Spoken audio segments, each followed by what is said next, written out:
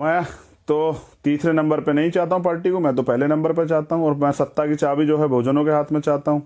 आने वाले कल में आज़ाद समाज पार्टी उत्तर प्रदेश की सबसे बड़ी पार्टी जो है राजनीतिक रूप से बनकर उभरेगी।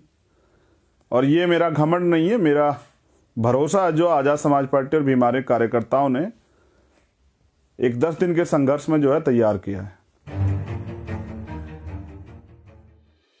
साथियों, जय भीम, जय भारत, जय संविधान। बाद आपसे बात हो रही है। बहुजन समाज में जन्मे सभी संतों, महापुरुषों, गुरुओं को नमन करते हुए तथागत गौतम बुद्ध, संत श्रोमणी सतगुरु रविदास जी महाराज, भगवान वाल्मीकि महाराज, गुरु नानक देव, संत कबीर, परम पूजनीय बाबा साहब अम्बेडकर,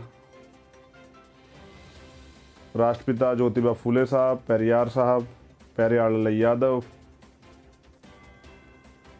शिवाजी महाराज, जननायक कर्पूरी ठाकुर, बाबू जगदेव प्रसाद कुशवाहा, डॉक्टर APJ अब्दुल कलाम साहब, वीर अब्दुल हमीद, शहीद भगत सिंह, शहीद उधम सिंह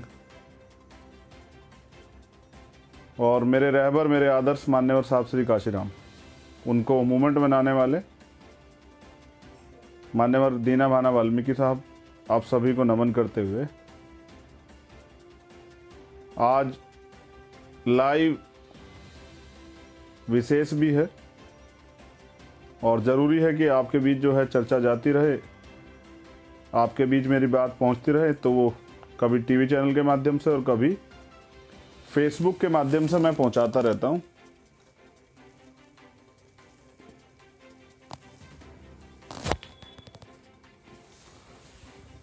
आज भी मेरा मन था कि आपसे बात की जाए। तो सबसे पहले तो मैं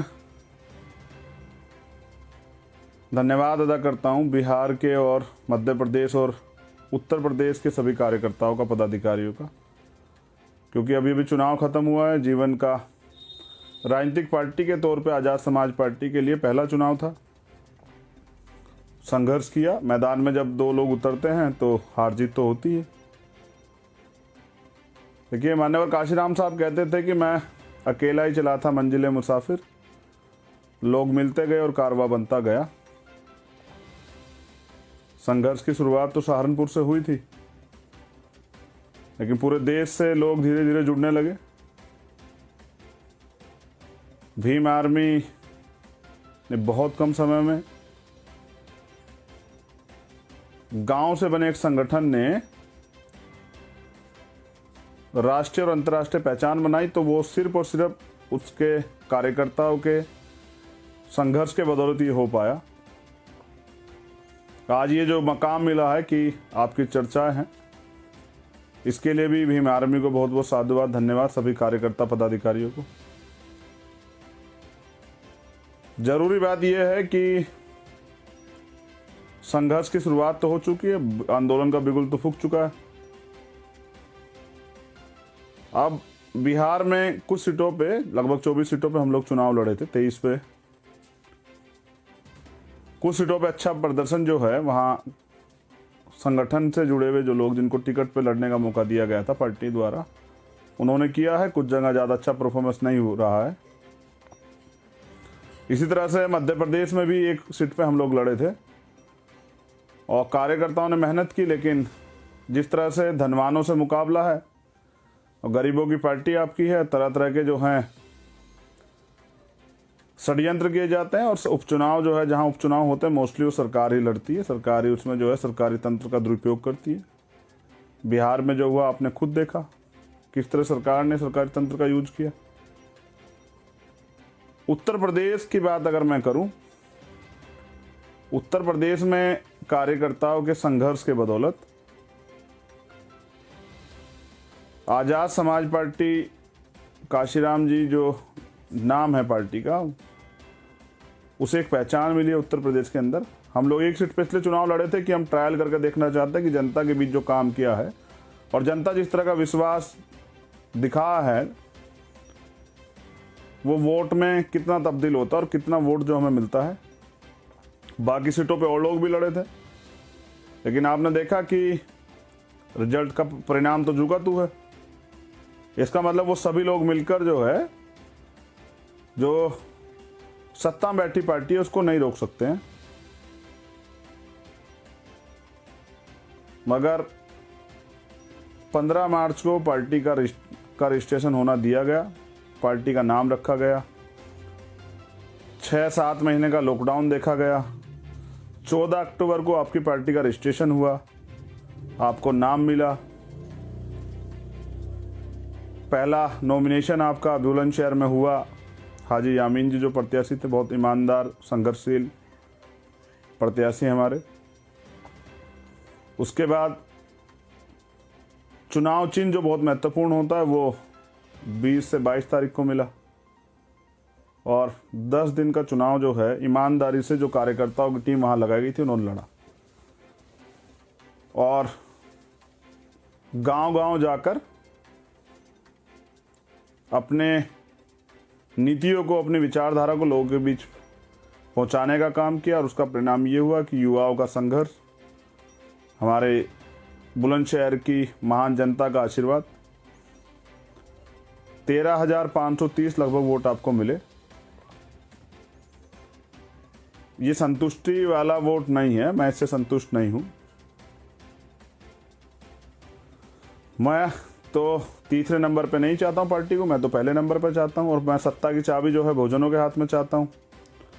क्योंकि जब बाबा साहब कहते थे पॉलिटिक्स द मास्टर की, जब सत्ता की चाबी आपके पास होगी तो जो दुख आप लोगों को हैं, तमाम तरह से जो उत्पीड़न आपके होते हैं, अत्याचार आपके साथ होता है, तमाम तरह से आपके अधिकार छीने जाते हैं, जिस तरह का न्याय से लेके भेदभाव आपके साथ होता है तमाम चीज़ों में, रोजगार आपको नहीं है, अच्छी एजुकेशन आपको नहीं दी जा रही, अच्छे मेडिकल की फैसिलिटी आपके पास नहीं है,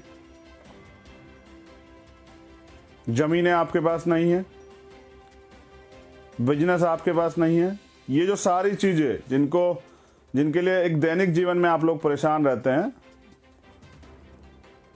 करोड़ों की संख्या में यूपी के अंदर नौजवान हैं जो बेरोजगार। अगर सत्ता ईमानदारी से अपना काम करे तो युवाओं को रोजगार मिलेगा, नहीं लेकिन वो नहीं मिलता है। तो क्योंकि एक बड़ा वर्ग जो है बहुजन समाज का, और सबसे ज़्यादा बेरोजगार युवा यही हैं, तो ये जिम्मेदारी हमारी बनती है कि उनकी जो आवश्यकता उन पर काम किया जाए। उसके लिए सत्ता में आना बहुत ज़रूरी है, बिना सत्ता में आए आप ये काम नहीं कर सकते। सत्ता तो और लोगों की भी है, लेकिन क्या वो रोजगार दे रहे हैं? क्या वो आपको न्याय दे रहे हैं? तमाम घटनाएं आपके पास उदाहरण है। क्या वो आपको अच्छे हॉस्पिटल दे रहे हैं? क्या वो आपकी हिस्सेदारी सुनिश्चित कर रहे हैं? यहाँ तो ज़मीनें कब्जा हो जाए, तमाम तरह की मुसीबतें हैं। तो इसलिए आपको सत्ता में आना पड़ेगा, ज़रूरी। और आपने बहुत मेहनत की, ट्रायल था, अब प्रोग्रामिंग स्टार्ट होगी, कार्यक्रम बनेंगे, कार्यकर्ता उन पे काम करेंगे, और मुझे पूरी उम्मीद है कि अगले 6 महीने में आज़ाद समाज पार्टी काशीराम जो है उत्तर प्रदेश का सबसे मजबूत वो दल बनेगा, जिसके पास सबसे ज़्यादा कैडर होगा। और आने वाले कल में आज़ाद समाज पार्टी उत्तर प्रदेश की सबसे बड़ी पार्टी जो है राजनीतिक रूप से बनकर उभरेगी। और ये मेरा घमंड नहीं है, मेरा भरोसा है जो आज़ाद समाज पार्टी और भी हमारे कार्यकर्ताओं ने एक 10 दिन के संघर्ष में जो है तैयार किया है। देखिए, मैं एक बात आपसे शेयर कर रहा हूँ, आपने मुझ पे विश्वास दिखाया, आज़ाद समाज पार्टी पे विश्वास दिखाया, इसके लिए तो मैं आपका आभार प्रकट करता हूँ। लेकिन मैं एक बात और कहना चाहता हूँ अपने सभी कार्यकर्ताओं से, पदाधिकारियों से। वो फॉर्मूला याद है ना आपका, मैंने बहुत बार आपको पढ़ा है कैडर में, N/D/S।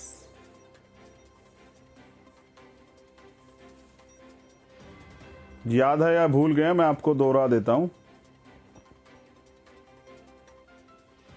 N for need, D for desire, S for strength। जरूरत है, क्योंकि चाहे सुप्रीम कोर्ट हो, हाई कोर्ट हो, जिस तरह से आपके अधिकार के खिलाफ फैसले आ रहे हैं, तो आपको सत्ता में आने की जरूरत है। और ज़्यादा जरूरत तो नहीं होती है जो ज़्यादा दबा कुचला समाज होता है, जिनके साथ ज़्यादा समस्याएं होती हैं। तो ज़रूरत के साथ डिजायर, चाहत, हम इस देश में बहुजन समाज के लोग गुलामी करने के लिए पैदा नहीं हुए हैं। हम लोग पैदा हुए हैं राज करने के लिए, और राज तब होगा जब सत्ता आपके हाथ में होगी। तभी आप अच्छी नीतियां बना के देश को और प्रदेश को मजबूत बना पाएंगे। धीरे धीरे सारी चीज़ें कैडर के माध्यम से, मैं उत्तर प्रदेश का दौरा करूंगा, सारी चीज़ें आप तक पहुंचाऊंगा। एक एक जिले में जाऊंगा, विधानसभा में जाऊंगा। समय बड़ा कम है, 1 साल का समय है, लेकिन तैयारी बहुत मजबूती से करनी है। तो चाहत पैदा करनी पड़ेगी। जिनके अंदर चाहत होती है, तो काशीराम साहब कहते थे कि तमन्ना अगर सच्ची हो तो रास्ते 1000 होते हैं, और तमन्ना झूठी हो तो बहाने 1000 होते हैं। तो अगर आपकी चाहत सच्ची है, पक्की है, आप इस गुलामी की जिंदगी से मुक्ति चाहते हैं, आप अपने लोगों के लिए अधिकार चाहते हैं, आप अपने लोगों के लिए सुरक्षा चाहते हैं, आप अपने लोगों को आगे बढ़ाना चाहते हैं, प्रदेश को आगे बढ़ाना चाहते हैं, कानून व्यवस्था सही करना चाहते हैं, जिस कानून व्यवस्था की खामी के कारण रोज हत्याएं होती हैं, बलात्कार होता है, रोज अपमान होता है, अगर उसे आप सही करना चाहते हैं तो चाहत पैदा करनी पड़ेगी। और इन दोनों की ताकत से स्ट्रेंथ यानी कि शक्ति का निर्माण होगा। और लोकतंत्र में शक्ति उसी की होती है जिसकी शक्ति उसी के पास होती है जिसके पास सरकार होती। मेरे हाथ में तो कलम की ताकत नहीं है कि मैं आपके जीवन में कुछ तब्दीली कर सकूं। अभी तक तो सड़क पर संघर्ष कर रहे थे। आपके अधिकार जब सरकार छीन लेती थी, या कोर्ट द्वारा छीन ले जाते थे, या अपराधियों द्वारा आपके अधिकार, आपकी हत्या कर दी जाती थी, तो हम लोग सड़क पर संघर्ष करते न्याय दिलाने के लिए। लेकिन हाँ, अगर सत्ता आपके पास होगी तो ना तो जुल्म जाती होगी, और ना ही आपको किसी के आगे हाथ फैलाना पड़ेगा। आप देने वाला समाज बन जाएंगे। तो इस संघर्ष ने इतना हौसला तो बढ़ा दिया है कि आने वाले कल में इस 13,500 को 1,30,000 के करीब जो है लेके जाना है, और उसके लिए संघर्ष शुरू करना है। जो हौसला बुलंदशहर से बुलंद हुआ है, वो पूरे उत्तर प्रदेश में जाएगा और पूरे देश में जाएगा। मैं आभार प्रकट करता हूं बुलंदशहर की महान जनता का, और अपने सभी कार्यकर्ता पदाधिकारियों का, बिहार के सभी कार्यकर्ता पदाधिकारियों का। हमें वोट भले ही कम मिले हों, लेकिन जनता ने हमें विश्वास तो दिलाया है। लोकतंत्र में तो एक व्यक्ति का विश्वास ही बहुत होता है। हमें तो कुछ सीटों पे, महाराजगंज में जैसे हमारे प्रत्याशी थे एजाज भाई, उनको 8,000 के लगभग वोट मिला। तो कहीं जनता ने कम भरोसा दिखाया, कहीं ज्यादा भरोसा दिखाया। इस जनता के भरोसे को जनता के बीच में रह के और मजबूत करेंगे, और आने वाले कल में इस रिजल्ट को और आगे बढ़ाएंगे, अच्छा रिजल्ट बनाएंगे। जैसा मैंने कहा कि संतुष्टि तो तभी होगी जब इस देश में बहुजन समाज का राज आएगा। और जैसा बाबा साहब ने कहा था कि, जैसे मान्यवर काशीराम साहब ने कहा था कि बहुजन समाज के बच्चों के बिना जो है, बाबा साहब के बच्चों के बिना इस देश का शासन नहीं चलने दूंगा। उनका वो सपना अधूरा है। मैं आपसे ये संकल्प लेता हूं, आपके इस प्यार आशीर्वाद के बदौलत, कि जब तक बाबा साहब और मान्यवर काशीराम साहब का सपना बहुजन समाज के शासक बनाने का सपना था, दिल्ली की गद्दी पे बहुजन समाज का झंडा फहराने का जो सपना जब तक पूरा नहीं होगा, तब तक मैं आज के बाद चैन से नहीं बैठूंगा। लगातार संघर्ष तो पहले भी करा था, लेकिन आज अब से और मजबूत संघर्ष करूंगा। गांव गांव जाऊंगा, अपने लोगों को जगाऊंगा, तैयार करूंगा। ना बिकने वाला समाज और ना बिकने वाले नेता तैयार करेंगे, आप सब लोगों के सहयोग से। और आजाद समाज पार्टी को प्रदेश की और देश की सबसे बड़ी पार्टी बनाने के लिए संकल्प की भावना से काम करेंगे। अपने संघर्ष को आगे बढ़ाएंगे। जिन लोगों ने अभी हम पे भरोसा नहीं किया है, उनको हमारे ऊपर थोड़ी शंका हो सकती थी हमारे इस चुनाव के ऊपर, उन लोगों को भी भरोसा और दिलाएंगे। तो आपने इतना भरोसा कि इतना प्यार दिया, उसके लिए तो बहुत बहुत धन्यवाद, आभार। लेकिन कार्यकर्ताओं से कहना चाहता हूं कि बैठना नहीं है, रुकना नहीं है, अपने लक्ष्य की तरफ देखिए। लक्ष्य क्या है? लक्ष्य इस प्रदेश में और देश में बहुजन समाज को सत्ता में स्थापित करना है। ये तो ट्रायल था, बहुत कुछ सीखने को मिला। विश्वास कीजिए, बहुत कुछ सीखने को मिला है। अब ठोस तरीके से काम किया जाएगा, कैडर का निर्माण होगा, कैडर कराए जाएंगे, और मान्यवर काशीराम साहब के दिखाए रास्ते पे जो है चलकर, जो रास्ता उनका, दोनों जो रास्ता बताया था संघर्ष का रास्ता, उस रास्ते पे चल के राजनीतिक रूप से आजाद समाज पार्टी को जैसे पहचान भीम आर्मी को, क्योंकि भीम आर्मी के लोगों की संघर्ष करने की क्षमता बहुत है, स्पीड बहुत है नौजवानों में। जिस तरह से उन्होंने भीम आर्मी को 5 साल में देश और दुनिया में पहचान दिला, इससे आजाद समाज पार्टी को भी आने वाले समय में, क्योंकि स्पीड ज्यादा है, जल्द ये पहचान दिलाएं। काशीराम साहब तो कहते थे कि पहला चुनाव हारने के लिए, दूसरा हराने के लिए और तीसरा जीतने के लिए। लेकिन मैं विश्वास दिलाता हूं कि दूसरे चुनाव में ही काशीराम साहब का जो तीसरा नारा था कि तीसरा चुनाव जीतने के लिए, उसको दूसरे चुनाव में ही सफल करके दिखाएंगे। अगर संयोग से सफलता मिल जाती तो शायद संघर्ष की कीमत को शायद हम भी थोड़ा सा कमजोर आंक लेते, संघर्ष कम करते। लेकिन इस वोट ने संघर्ष की ताकत को और मजबूत किया है, हौसले बुलंद किए हैं, और मजा आएगा लड़ने का। आप लोगों के बीच रहेंगे आने वाले कल में, हिम्मत नहीं हारेंगे। जिस तरह से पहले संघर्ष करते आगे भी संघर्ष करेंगे। इस प्यार और आशीर्वाद के लिए धन्यवाद, आभार। आप सभी का मंगल हो। और आने वाला कल जो है वो बाबा साहब के सपनों को होगा। इस बात को याद रखते, अपने लक्ष्य को याद रखिए और संघर्ष कीजिए। जय भीम, जय भारत, जय संविधान। हम सब लोगों को मिलकर संविधान की रक्षा भी करनी है और देश की रक्षा भी करनी है। जय भीम।